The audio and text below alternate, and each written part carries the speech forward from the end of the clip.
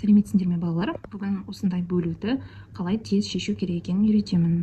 Ол үшін нөлді сызып көбейтеміз 2-ге. 3-ті 2-ге көбейтсек 6 болады.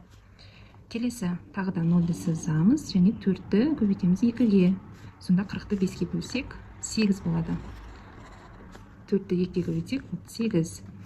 Енді 50-ді 5-ге бөлу керек. Нөлді сызамыз. 5-ті көбейтеміз 2-ге. 10 болады екен. 50-ді 5-ге бөлсек 10. Келесі тағы да нөлді сызамыз. 6-ны 2-ге көбейтеміз.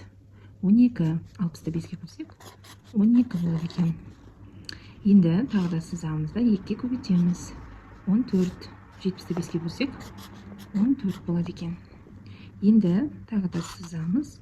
Көбейтеміз 2-ге. 8-ді 2-ге көбейтсек 16. 80-ді 5-ге бөлсек 16 болады екен. Осылай тез шешсек болады.